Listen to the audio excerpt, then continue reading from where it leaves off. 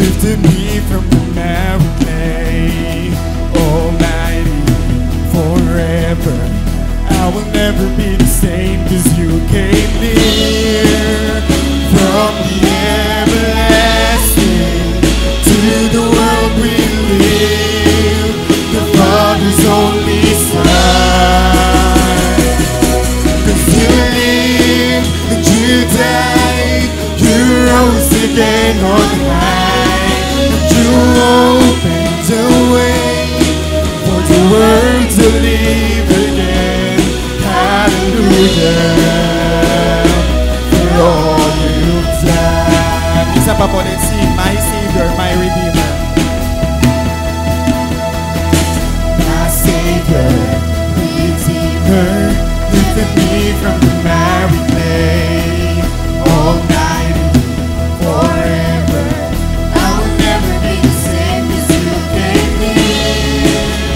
From the everlasting to the world we live, the Father's only Son.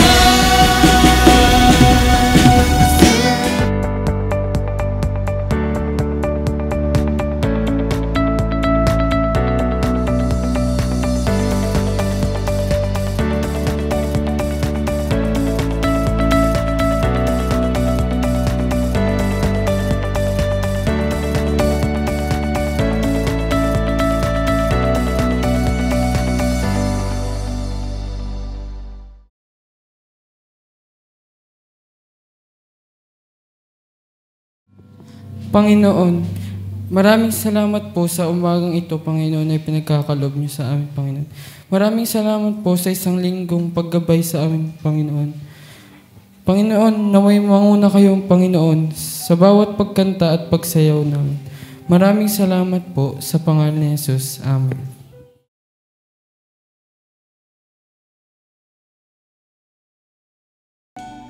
Minsan pa po, atin pong awitin ng ating Diyos. Hayaan po nakatagpuin natin siya sa mga oras na ito. Malaya po tayo na ipikit ang ating mga mata. Malaya po tayo na kumanta ng bukal sa ating mga puso. At sa paglapit po natin sa Panginoon, alam natin na hindi niya tayo lalayuan. Alam natin na lalapit tayo sa presensya ng Panginoon sa umaga na ito at makakatagpo natin siya sa mga oras na ito. Kaya naman po, samahan niyo po kami at awitan natin ang ating Diyos.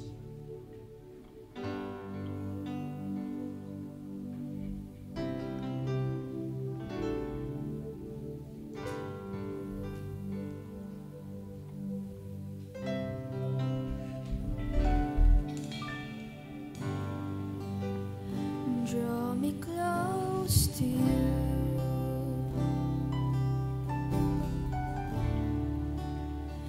Never let me go.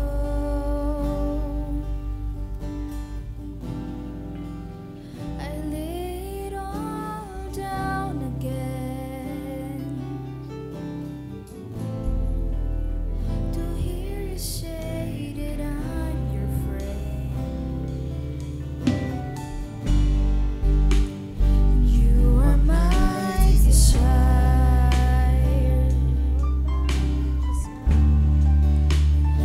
No one else will do. 'Cause nothing else can take your place. To feel the warmth of your Embrace. Help me find a way, bringing back to you.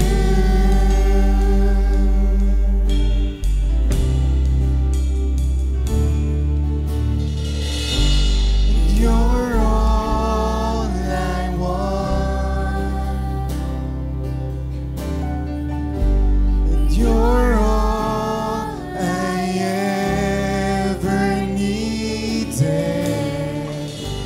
and you're all I want.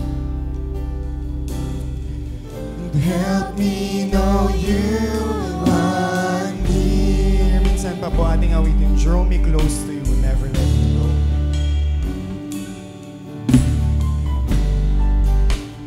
Draw me close to you.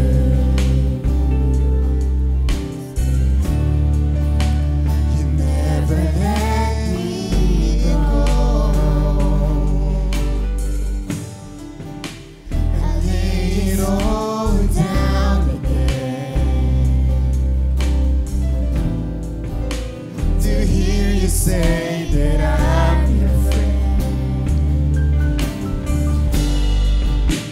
And you are my desire. No one else will do. No one else will do. 'Cause nothing else can take your place.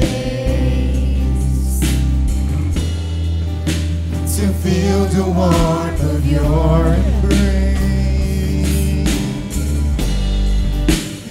Help me find a way, bring it back to you. You're all I want.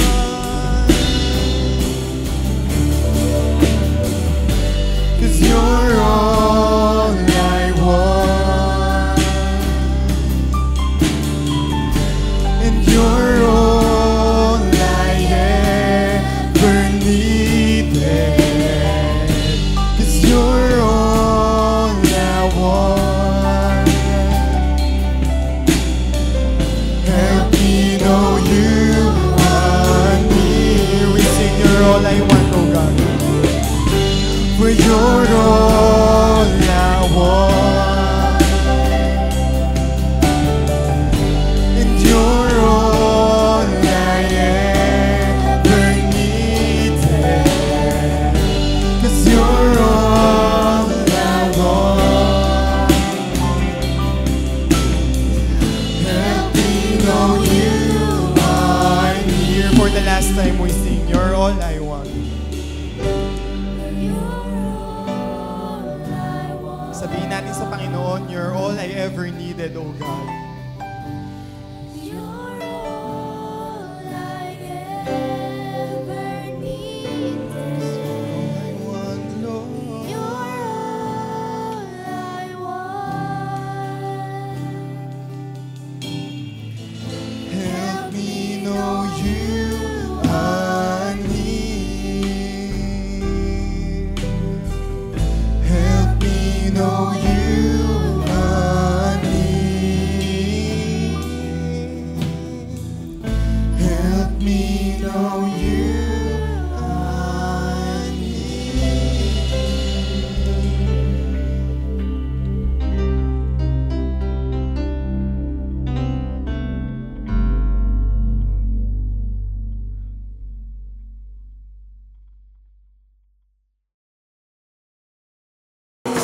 Continue to worship our God. Bakit ba nagiging pinakamalakas na palakpakan ating Panginoon? For He is mighty to save. For He is the author of salvation. For He is the God who saved us. For He is the God who loves us unconditionally. Kaya Panginoon, right now, as they find us, O God, standing here in front of your presence, as they find us, Lord God, being empty, Lord, take us, fill our hearts again, Panginoon. That what we have seen, Panginoon, you are the author of salvation. You are God who is mighty to save. And for all the things that you have done, Lord, this time is not enough. This day is not enough, Lord God, para matumbasan at para masabi namin, Panginoon, lahat ng kabulihan mo sa buhay namin, Panginoon. Kaya hayaan niyo po, Panginoon, ang buhay namin, Panginoon, yung pagsamba namin, yung pag-aawitan namin ngayong mga ganito, ay magsilbing testamento, Panginoon, magsilbing patunay, Panginoon, kung gaano ka kadakila sa buhay namin, Panginoon. All of our fears, all of our failures, Panginoon, Lord, it will not define us, Panginoon. Because you give us a new identity. Because you give us a new name, Panginoon. Because you call us your own, Panginoon. That's why right now, Lord God, we are claiming the victory in you, Jesus Christ. We're claiming the victory over everything, Panginoon. We're claiming the victory, Panginoon, over anything, Panginoon. The victory, Panginoon, sa kabila ng problema na hindi nakaharap namin, Panginoon. Yung katagumpayan na nagmumula sa iyo, Panginoon. Lord, yan alam namin, Panginoon, malayo pa yung lalakbayin, malayo pa yung lalakarin namin, Panginoon. But right now, Lord God, yung assurance, Panginoon, na meron kami sa inyo, Lord God, yung katagumpayan, yung kaligtasan, Panginoon, yung pangako mo po na pinakahawakan namin, Panginoon. Lord, alam namin, Lord God, na hindi ka magkukulang, hindi ka mabibigo, Panginoon, na hindi ka mawawala sa aming piling, Panginoon, because you love us so much that you give your life to us. That's why right now, Lord God, we're giving everything that we have. We're lifting everything, Panginoon.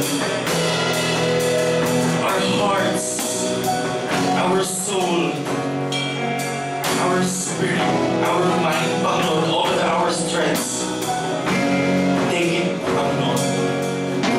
And right now, Lord God, hayaan niyo po na patuloy, Lord God, yung presensya mo, Panginoon, ang siyang maranasan ng bawat isa sa amin, Panginoon. Patuloy, Lord God, na yung banal mong Espiritu, Panginoon, ang siyang makasama namin, Panginoon.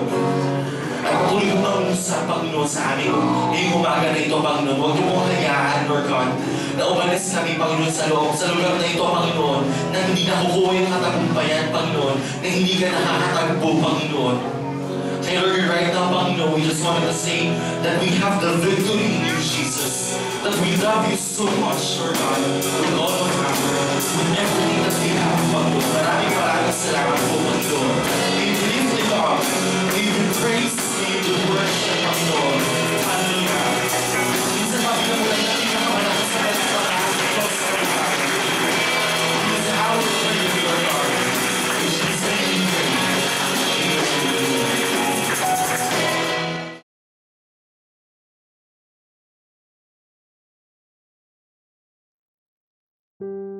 1:16-33. Sinasabi ko to sa inyo upang kayo'y magkaroon ng kapayapaan sa pakikipag-isa sa akin.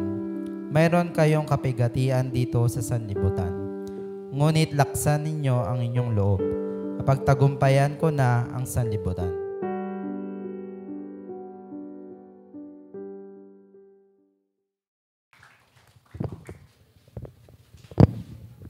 Ayan, maraming salamat, brother. Oo. Magandang umaga po sa inyong lahat. Good morning po. Good morning po. Ayan. Okay pa po ba kayo? Okay pa naman po, di ba? Ilalaban po natin yan.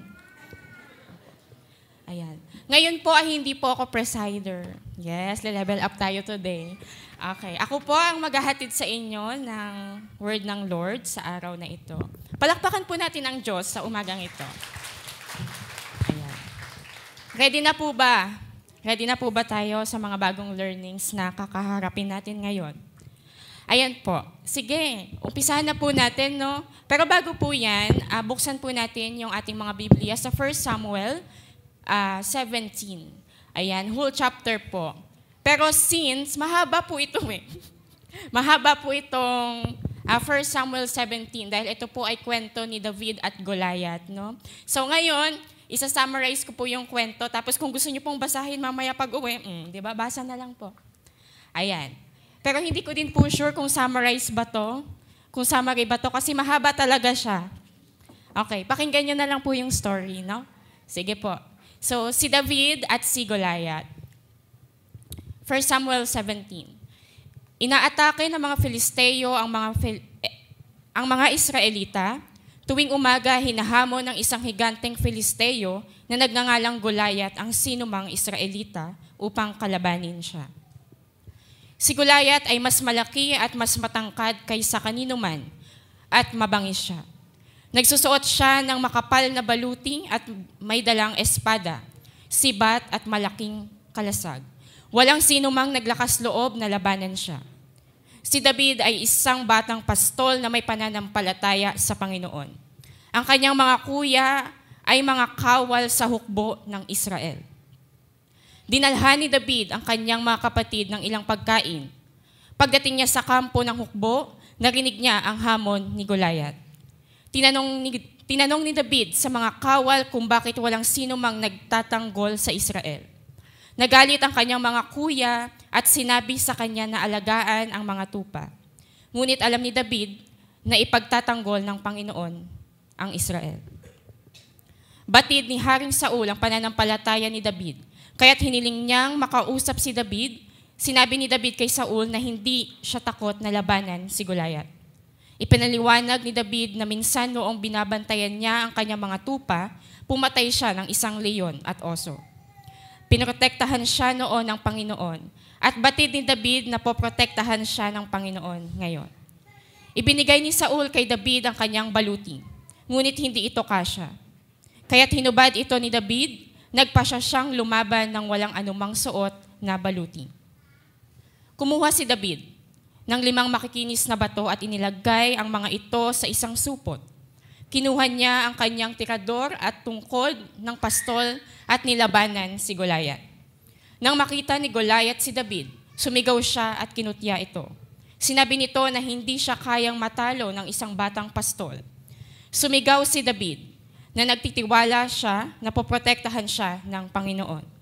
Sinabi ni David na tatalunin niya si Goliath para ipakita ang kadakilaan ng Panginoon. Tumakbo si David kay Goliath. Agad niyang itinira ang bato gamit ang kanyang tirador. Tumama ang bato sa noo ni Goliath at ang higanteng lalaki ay bumagsak sa lupa. Tinulungan ng Panginoon si David na talunin si Goliath ng walang espada o baluti. Nang makita ng mga Filisteo na patay na si Goliath, nagtakbuhan sila palayo sa takot. Nanalo ang mga Israelita sa labanan. Nagtiwala si David sa Panginoon at pinotektahan ng Panginoon ang Israel. Purihin po ang Panginoon, tayo po ay manalangin. Heavenly Father, Panginoon, maraming salamat po sa tagumpay na ipinagkaloob niyo po sa amin sa ngayong araw na ito, Father God.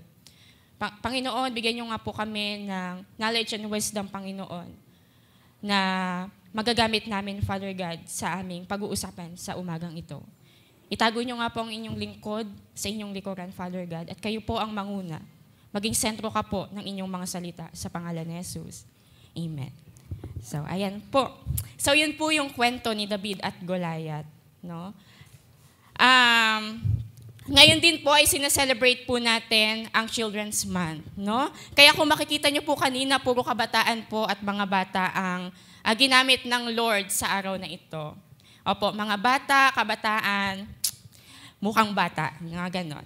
So, ayun po, balikan po natin yung kwento ni David at Goliath. Alam ko po itong kwento na to ay gamit na sa Sunday School, no? Parang simula ata pagkabata tayo, ito yung unang pinag-aaralan natin. Diba? So, sikat na sikat po itong kwentong David at Goliath, lalo na sa mga bata. Isang batang lalaki, probably sa teenage years niya po, ginamit siyang instrumento ng Panginoon to accomplish something extraordinary. No? So ngayon po, we have Children's Sunday School today, 'di ba? Sa taas. So we also have youth ministry para po ipaalala sa atin ng Panginoon kung gaano po sila kahalaga. Kung gaano po kahalaga ang mga bata, ang mga youth sa paningin niya. Because they are also part of our church family. Sila rin ay tinawag ng Panginoon para sumunod kay Kristo. Sumamba sa Kanya at paglingkuran siya habang buhay. And even at very young age, tandaan po natin, children and young people are very powerful instrument in the hands of God. But there is more than to that story than this. Ang alam po kasi natin, yung David at Goliath ay, ayun lang, nakipaglaban lang po si David kay Goliath. Pero bukod po na siya ay isang bata na ginamit ng Diyos, meron pa po tayong mga bagay na dapat matutunan sa ibang parte nito. So ngayon po, gamitin po natin yung 3-2-1. Ayan. Ito pong 3-2. Ayan. Di tayo pipiyok doon, no? Ito pong 3-2-1 ay ginagawa po namin tuwing Sunday, meron pong youth fellowship sa taas ng mga youth. So, At pag-usapan po natin yung tatlong katotohanan from the scripture or yung tatlong katotohanan na makikita natin sa kwento. Dalawang bagay na matututunan natin sa scripture na ating binasa. At isang tanong po na magbibigay reflection sa atin. Handa na po ba? Ready na po ba? Ayan. So ang title po ng ating pag-uusapan ngayong araw ay He Overcomes. Sabihin nyo nga po, He Overcomes. Ayan, umpisahan po natin sa tatlong bagay o sa tatlong katotohanan na makikita natin sa kwento ni David at ni Goliath. Una po, 3 truths from the story. Number 1, there is battle. So meron pong laban, no? Ang unang katotohanan po na makikita natin sa kwento ay there is battle. Ganito po ang nangyari, no? Panahon na ang mga Palestine or yung mga Pilistino ay nakikipagdigma sa Israel. They need a warrior king for such a time as this. At sa pangunguna po ni King Saul, ang mga sundalo ng Israel ay nasa isang bundok, sa kabila naman ay mga Pilistino or yung mga Palestine. At sa pagitan po nila ay isang valley, no? So hindi po ito ordinaryong labanan, no? Not just a physical one, but more so a spiritual battle. Israel was God's people. At sino mang kumalaban sa bayang pinili ng Diyos ay kumakalaban sa Diyos. No? And it's the same with our life today. We are God's people and we are at war every day. Araw-araw po tayong sumusuong sa laban ng buhay.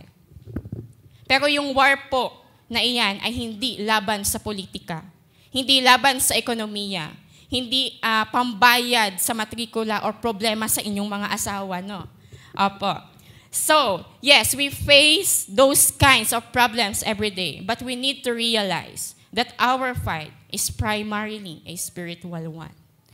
Spiritual na laban. Ang totoong battle po, ang totoong laban natin ay spiritual. We fight against the onslaught of Satan's temptations. Nakikipaglaban tayo sa mga pagsalakay ng mga tukso ng kaaway. We fight against being conformed to the patterns of this world. And we fight against the sins remaining in our hearts. Araw-araw po yan. Wala pong humpay na bakbakan. No? At masasabi po natin na matinding kalaban yun. Ilang beses na tayong bumagsak sa mga bagay na yon at ilang beses na tayong nasa losing side. Ang Israel po ay matindi ang kalaban that time. Nakadepensa pa lang, wala pa silang maisip na pang-opensiba. So itong mga Palestine, yung mga Pilistino meron na. Kaya, ang nangyari, kaysa naman dumanak pa ang maraming dugo at magkaubusan, di ba?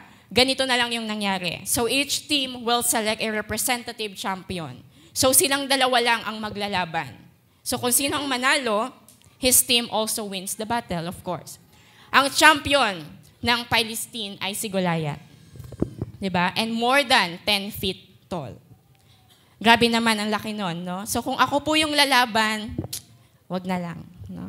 10 feet, diba? O hindi po ako si David. Makatingin po kayo. Charot. Maliit lang po ako pero hindi po ako si David. Ayan. So 10 feet tall po, no? So hindi lang yon. 10 feet tall na tapos naka-full battle gear pa. Kompleto ang helmet, javelin, spear, and shield na gawa pa ng finest military technology of the Palestine. Hamon niya sa Israel, pumili na lang kayo ng isang taong kakatawan sa inyo na lalaban sa akin. Kung mapatay niya ako, magpapalipin kami sa inyo. Pero kung mapatay ko siya, magpapalipin kayo at maglilingkod kayo sa amin. Yun po ang sabi ni Goliath. Ngayon, hinahamon ko kayo. Papuntahin nyo rito ang makipaglaban sa akin. Wika ni Goliath. So, sino po kaya ang magte-take ng challenge ni Goliath? No? Who will be Israel's representative champion? Remember that Israel requested for a king for such a time as this. Si Saul dapat yon. Di ba po? Si Saul dapat yon. Pero kung believe sila sa hari nila, mag-cheer pa yan, King Saul, di ba? Pero, naduwag at umurong. Well, siya ang pinakamatangkad sa buong Israel. Yes po, si King Saul yung pinakamatangkad sa Israel that time. Pero no match pa rin siya kay Goliath. Hindi naman basketball ang labanan. Di ba? So, buhay at bansa ang nakasalalay. So when Saul and all Israel heard these words of the Philistine, they were dismayed and greatly afraid.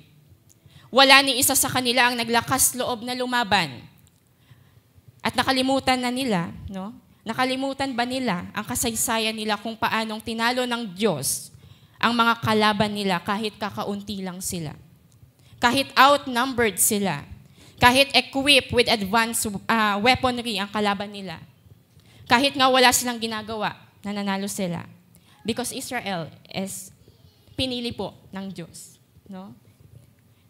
So ayun po, yung unang katotohanan po na makikita natin sa kwento ay mayroong laban. At ang tunay na laban natin ay hindi pisikal.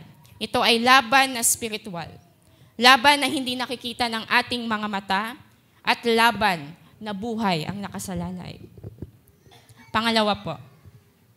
Pangalawang katotohanan na makikita po natin sa story, sa kwento, there is fear. Okay? So, there is fear. Di ba't ganun din po tayo minsan? When we see our enemies and hear their lies, we cower in fear. Kapag nakikita natin ang ating mga kaaway at nagirinig natin ang kanilang mga kasinungalingan, natatakot tayo. Umuurong tayo. Di ba po? Naduduwag tayo at sumusuko. Because we have already experienced defeat sa kamay ng kaaway. Sa mga ilang beses na nahulog tayo sa tukso, sa maraming beses na natatangay tayo sa takbo ng mundong ito, we surrender. We give up. And we become fearful so easily. We are talking about fears na kung hindi natin ma-overcome ay siyang sisira sa buhay natin. Katulad po ni King Saul, no? And his whole army. Kailangan din nating mapalitan ang takot ng tapang, ang kawalan ng pag-asa ng panibagong pag-asa, ang pagiging talunan ng pagkamit ng tagumpay, at pagsuko sa pagpapatuloy sa laban. Pero paano po mangyayari yon? So ayun po, pumasok si David sa eksena. Ayan. Mula sa Bethlehem sa Juda, bunsong anak ni Jesse sa 8 magkakapatid na lalaki. 3 kapatid po niya ay 3 kapatid niyang nakatatanda ang mga sundalo ni Saul. Pero si David, ano po siya? Isa po siyang musikero. Isa po siyang pastol. No? Pabalik-balik kay Saul para tumugtog at pakainin ang tupa ng kanyang tatay. At habang ganon, ang araw-araw niyang ginagawa, seemingly unimportant and unnoticed. Hindi po siya kapansin-pansin that time. For 40 days, the Philistine came forward and took his stand, morning and evening. Sa loob po ng 40 days na namiminsala si Goliath at naghihintay ng kakalaban sa kanya. 40 days, wala ni isa. Wala pa rin gumagalaw. Wala pa rin naglalakas loob. Habang ito naman pong si David ay inutusan ng tatay niyang si Jesse na magdala ng pagkain sa kanyang mga kapatid. Kapatid niya pong sundalo at tingnan kung maayos ang kalagayan nila. Pagpunta niya, nakita niyang naghahanda na. No? Naghahanda nang makipaglaban ang mga Israelita laban sa Palestinong yon. So narinig niya po yung hamon ni Goliath. Narinig ulit ito ng mga Israelita. Nakita ulit niya si Goliath. Nakita nila ulit si Goliath. Mahigit 1 buwan. No? Maging 1 buwan na silang nanginginig sa takot. Hintay sila ng hintay kung sino ang lalaban sa higante. Hindi man lang sila humingi ng tulong sa Lord. No? Hindi man lang sila nanghingi ng tulong sa Diyos. But even if they are not asking for God's help, or maybe they did, God sends them help from unlikely sources. From unlikely source. So ganun po tayo, no? We hold our fears for so long, unaware that God has already sent them help we need. Nasa atin na ang kailangan natin para mapagtagumpayan ang laban. No? We can overcome our fears kung itatama lang natin yung tinitingnan at pinapakinggan natin. Kaya naman itong mga Israelite army, takot na takot ang lahat. No? With Saul leading the way, kahit nag-o-offer na si King Saul na may reward na milyon-milyon na para kang tumama sa loto, ipapakasal pa sa anak niyang maganda at magiging prinsipe ng kaharian. Wala pa ring pumatol. Wala pa ring naglakas loob. So, it's a do or die scenario. No? Lahat takot except David. Except David. Naramdaman niya ang tindi ng lapastangan ni Goliath sa Israel. Sabi niya sa mga sundalo, "For who is this uncircumcised Philistine that he should defy the armies of the living God?" So para po kay David, it's not about the reward, but it's about the glory of God and the welfare of God's people. Narinig po yun ng kuya niyang si Eliab. Okay? So nagalit po si Eliab sa kapatid niyang si David. Pinagdudahan ang motibo niya. Sabi po ni Eliab, "Bakit ka pumunta rito? Sino ang pinagbabantay mo sa ilang tupa natin doon sa ilang? Akala mo kung sino ka?" Sabi po ni Eliab sa kanya. "Alam ko kung gaano ka kayabang. Pumunta ka lang dito para manood ng labanan." Kung makikita po natin, no? He accused the man after God's own heart of having an evil heart. Pero mamaya po lulunukin niya naman yung pride niya. No? So nakarating yan kay Saul. Ipinatawag siya. Sabi ni David sa kanya, "Wala po ni isa man sa atin ang dapat na panghinaan ng loob dahil lang sa Filisteyong iyon. Ako na po na inyong lingkod ang makikipaglaban sa kanya." Nag-alangan naman itong si Saul. No? Sabi niya, "Iho, bata ka pa. Hindi mo kaya. Mahusay ang lalabanan mo." Pero sagot naman po ni David, "May karanasan na rin po ako sa mga leon at mga oso. At yan din po ang gagawin ko sa Pilisteyong iyon. Ang Panginoon ang nagligtas sa akin dati. At siya rin ang magliligtas sa atin ngayon." At nung sinabi niya po yun, pumayag na rin po si Saul. No? Wala rin naman ni isa sa kanila yung maglalakas ng loob. 'Di ba? Sa mga sundalo niya, wala naman pong naglakas ng loob. 'Di ba? So malakas po ang loob ni David. Hindi dahil nakikita niya ang kahinaan ng kalaban at ang kalakasan naman niya. Ngunit ang tapang na meron siya ay nanggagaling sa pagtitiwala niya sa Diyos. Nasasamahan siya at ililigtas siya. Ginawa na ng Diyos dati. Yun po kasi yung thinking niya, di ba? Ginawa na po ng Diyos dati at gagawin po ulit ng Diyos ngayon. So ang takot natin, no, ay nagpapakita ng kakulangan ng pagtitiwala sa Diyos. Minsan po natatakot tayo, no, kasi iniisip natin yung mga mangyayari.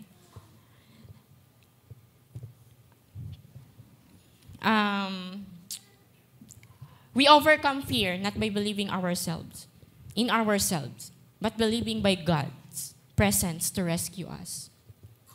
Sa kabila po ng ating takot sa mga kalaban ng ating buhay, sa laban ng ating buhay, ipagkatiwala po natin to sa Diyos, sa ating Diyos, no? At magtiwala po tayo na kayang-kaya po ng Diyos. Pangatlo pong bagay, pangatlong katotohanan po na makikita natin sa kwento, there is victory. Ano po yung una? There is battle, there is fear, and there is victory. So ito pong si David ay sumugod sa laban. Nagpunta si David sa kalapit na batis at nakakita ng 5 makikinis na bato. Inilagay niya ang mga bato sa kanyang sisidlan. Okay, kasama ng kanyang tirador. Pagkatapos ay nagpunta na si David sa harapan ni Goliath. Nang makita ni Goliath si David, pinagtawanan niya ang bata, no, na si David. Minura niya at pinagbantaan niya. Gayunpaman, no, si David ay hindi napigilan at hindi natakot. Sinabi niya, "Lumapit ka sa akin na may tabak, may maliit at malaking sibat. Ngunit ako'y lumalapit sa iyo sa pangalan ng Panginoon ng mga hukbo, ang Diyos ng mga hukbo ng Israel." So ayun po, kumuha si David ng isang bato mula sa kanyang bag at inilagay ito sa kanyang tirador. Ipinukol niya ang bato at tumama ito sa noon ni Goliath. Bumagsak si Goliath at nang makita ng mga Filisteo na natalo ang kanilang kampiyon, tumakas sila para iligtas ang kanilang buhay. Kung makikita po natin, nung una, ang tapang-tapang po nila. Pero nung napataob si Goliath, nagtakbuhan naman. Diba? So nagtagumpay po si David sa kamay ni Goliath. Higit sa lahat, nagtagumpay po ang Diyos sa pamamagitan ni David. Na ginamit niya out of nowhere. Tayo rin po ay ginagamit ng Diyos. Gagamitin din ng Diyos para ipakita din sa iba na sa Kanya ang tunay na tagumpay. Amen po ba? Amen. So dako po tayo sa dalawang bagay na matututunan natin sa kwento. Una po, fight and overcome our giants through faith. So matututunan po natin dito kung paano labanan at pagtagumpayan ang ating mga higante or giant sa pamamagitan ng ating pananampalataya. Humarap si David. No? Humarap po si David kay Goliath na walang helmet, walang espada, walang panangga. Di naman niya alam gamitin yun kasi before. Hindi niya po alam gamitin yun. Tirador lang ang kaya niya. At may dala siyang bala na makikinis na bato. Isinumpa niya si David. No? Sinumpa po ni Goliath si David sa kanyang mga Diyos-Diyosan. You see, this is a spiritual battle. At sa pakikipaglaban din natin, mapapatunayan kung sino ang tunay na Diyos. No po? At kung nakanino po ang tiwala natin. Our battle with our fears is a spiritual battle. So to win that battle, we must be armed with spiritual weapons. Ang ating pakikipaglaban sa ating mga takot ay isang spiritual na laban. Kaya po para mapagtagumpayan natin yung laban na yon, dapat po tayo ay armado ng spiritual na mga sandata. Kaya ang tiwala ni David wala po sa sarili niya, kundi sa Diyos na kasama niya. No? Sabi niya, makikipaglaban ka sa akin na dalay espada, sibat at punyal, pero lalabanan kita sa pangalan ng makapangyarihang Diyos. Ang hukbo, ang Diyos ng hukbo ng Israel na iyong hinahamon. Sa araw na ito, ibibigay ka sa akin ng Panginoon. Papatayin at pupugutan kita ng ulo. Ngayong araw ding ito, ang mga bangkay ng mga kasama mong Filisteo ay ipapakain ko sa mga ibon at mababangis na hayop. At malalaman ng buong mundo na may Diyos ang Israel. Malalaman ng lahat na nagkakatipon dito na kayang iligtas ng Panginoon ang kanyang bayan. Kahit na walang espada, walang sibat o kahit anuman. Sapagkat ang Panginoon ang makikipaglaban at ibibigay niya kayong lahat sa amin. Ang lakas po ng loob ni David doon. No? So matutulungan din po tayo ng ating pananampalataya na harapin po yung takot natin at palitan ito ng tapang. Makikita po natin dito na walang imposible sa Panginoon. No? Sabi po ng ilan, hindi kayang tapatan ni David si Goliath. Ngunit alam niya ang isang bagay na hindi nila alam. Ang kanyang lakas ay hindi nagmumula sa kanyang katawan, ngunit ito po ay nagmumula sa kanyang Diyos. At sa tulong po ng Diyos, gaya ni David, maaari tayong manindigan ng may pananampalataya at maging matagumpay. No? We overcome fear when we fight in God's power, armed with His promises. Aim for God's glory. We overcome fear when we no longer make life all about us, but all about God. Alam na po natin yung ending ng story, no? One shot lang ni David sa pulsa noo si Goliath. Bumagsak, patay agad, no? Tumakbo si David sa kanya, tinakpan at tinapakan. Kinuha ang espada ni Goliath at pinugutan ng ulo. So the Philistine champion was dead. Sino ang mag-aakala na ang tulad ni David ang tatalo sa kanya? An unlikely hero became Israel's champion. They won. They defeated their enemies. Their fear was gone. They were armed with newfound courage. It is because of David? No. It is because of the God of David. Pangalawang bagay po na matututunan natin sa kwento. The real victory is in Christ. Amen po ba? So huwag po natin kalimutan na si Jesus ang tunay na nagtagumpay sa kwento. Siya po ang tunay na tagumpay. Siya po yung kasama ni David na humarap sa laban. Si Jesus po yung nanalo. Si Jesus po yung nagpanalo ng laban ni David. Siya po ang ating tagapagligtas. No? While we are cowering in fear and unable to defeat Satan, sin, and death, the Father sent His Son Jesus to wage the war we cannot win by ourselves. For 40 days, Goliath was challenging Israel. For 40 days, si David lang ang may lakas loob na labanan ang higante, and he won. Ang Panginoon ang kasama ni David, kaya po siya nanalo. Ang Espiritu ng Panginoon ang kasama niya, that's why he defeated the enemy. A very unlikely instrument tulad po ng isang tirador, no? Para tuluyang durugin ang ulo ng kaaway. At tulad po ni David na pinugutan ng ulo si Goliath by Goliath's own sword. Muling nabuhay ang tandaan po natin na muling nabuhay po ang Panginoon, no, after 3 days to complete victory over Satan, sin, and death. At pagtatagumpayin tayo sa anumang hamon ng buhay. Our greatest enemies were destroyed by Jesus. Siya ang tagapagligtas, no? He is our champion, our representative, our victory who fought in our behalf. Bilang pagtatapos po, no? Lahat po tayo ay may Goliath sa buhay. Meron po tayong mga giants na hinaharap sa buhay natin. Hindi man po ito physical na Goliath, katulad po ng nangyari kay David, no? Ngunit maaaring ang mga higanteng ito sa ating buhay ay takot, galit, no? Rejection, o maging addiction po. Yung mga bagay na kinakaharap natin sa araw-araw. Sa araw-araw nating buhay tulad ng mga pagsubok, problema, mga hamon o tukso. Mga laban na hinaharap natin sa lahat ng aspeto ng ating buhay. No? Ngayon po gusto ko din pong mag-iwan ng isang tanong. Ito po yung one question for reflection. Hindi niyo po ito kailangan sagutin, no? Kasi kapag sinagot po natin ito isa-isa, abot po tayo hanggang bukas. No? So ngayon po gusto ko din pong mag-iwan ng isang tanong para maging isang reflection po sa ating buhay. No? Ang tanong po, ano po ang giants o ano pong mga giants na kinakaharap ninyo sa inyong buhay? At paano mo tinitingnan ang lugar ni Jesus sa iyong mga laban? Isa po ba siyang kaaway o isa po ba siyang tagapagligtas? No? Gusto pong ipaalala sa atin ng Diyos na if we are in Jesus, nasa atin ang tagumpay. No? Dahil napagtagumpayan niya na po ito simula pa noong una.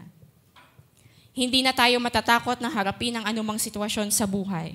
Kahit saan, kahit sino.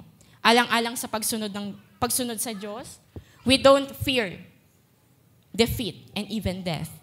Dahil napagtagumpayan na ni Jesus. Lumalaban tayo hindi para makamit ang tagumpay, kundi dahil nasa atin na ang tagumpay. Amen po ba? Ayan. We fight not for victory, but we fight from victory.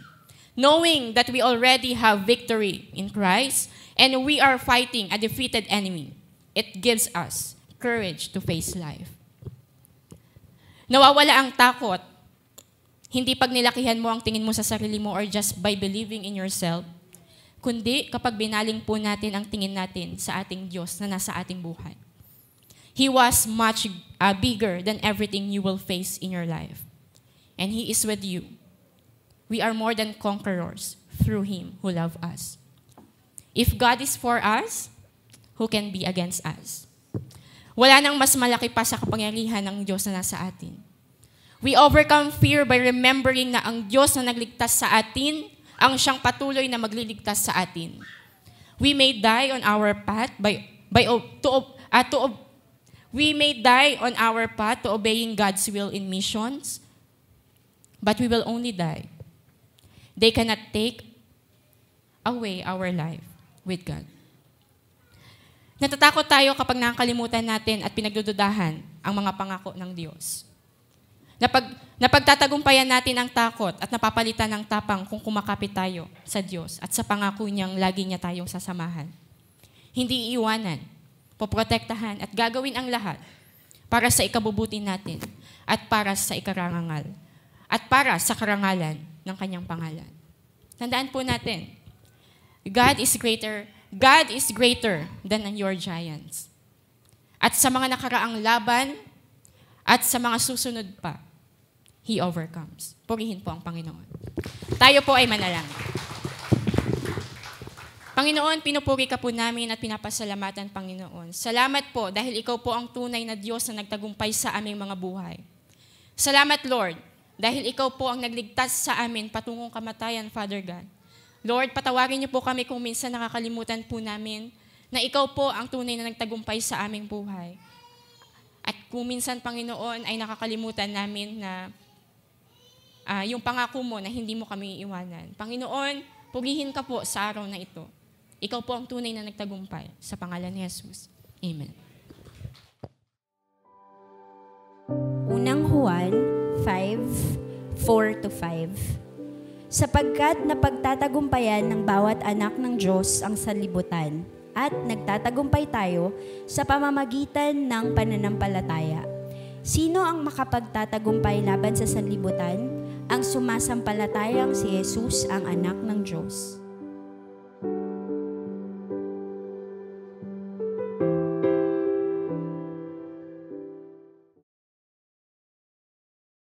Salamat po Diyos sa amin po natutuhan ngayong umaga na tiyak namin ang tagumpay sa inyo. Bagamat hindi nga kami katulad ni Haring David, ngunit alam po namin may laban kami sa buhay. At ang Diyos namin ay siyang Diyos noon, ngayon at magpakailanman. At alam po namin sa pananampalataya sa inyo at sa laban namin sa buhay. Ano man ito, Panginoon, ito man ay sa bagay na pinansyal, ito man ay sa kalusugan, ito man ay sa aming tahanan, o anumang karanasan namin sa buhay. Alam po namin pagtatagumpayin nyo kami sapagkat kayo ay nagtagumpay. Naalala po namin ang sinabi ninyo na huwag kaming matakot. Bagamat maraming laban dito sa mundo, but be of good cheer because you have overcome the world. Napagtagumpayan na nyo ang lahat ng laban, maging ang pinakamahirap naming kalaban at kaaway, kasalanan man at kamatayan.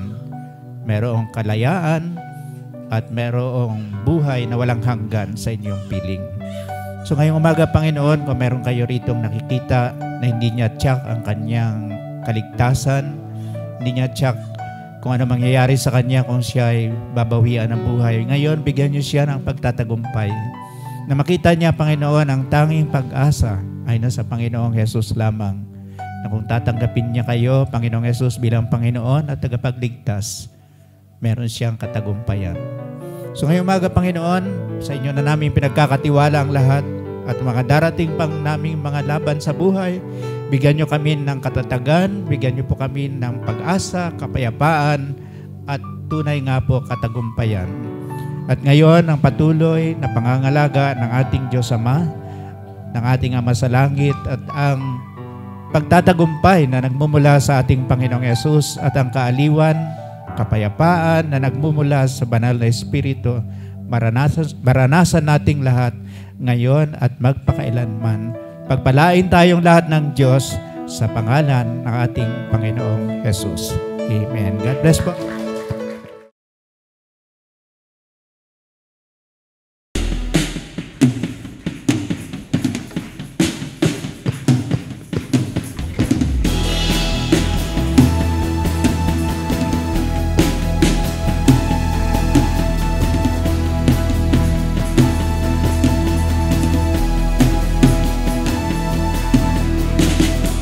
Savior, Redeemer, lifted me from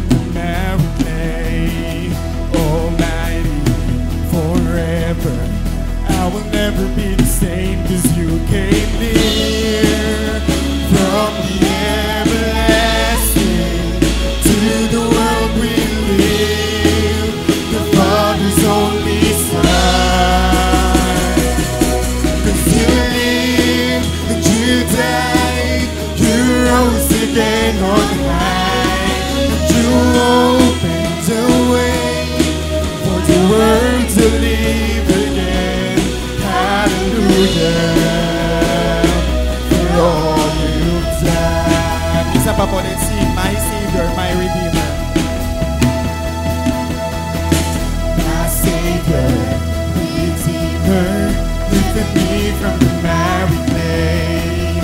Almighty, forever, I will never be the same as you gave me.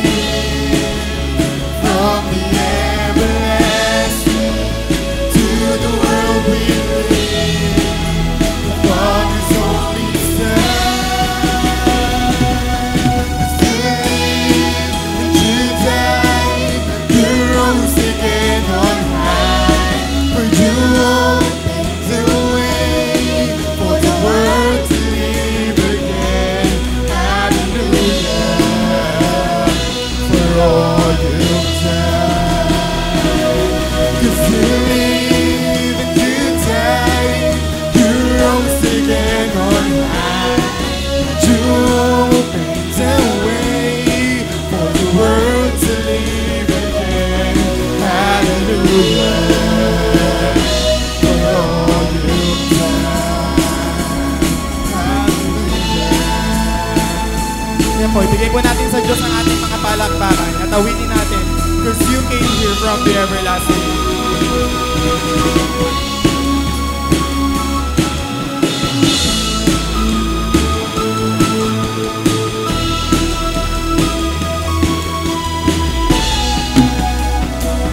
You came near from the everlasting to the world we live, the Father's only Son.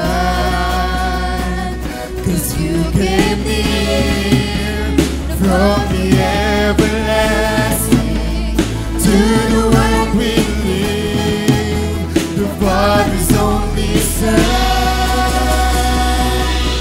'Cause you lived, you died, you rose again on high, and you opened the way for the world to live again.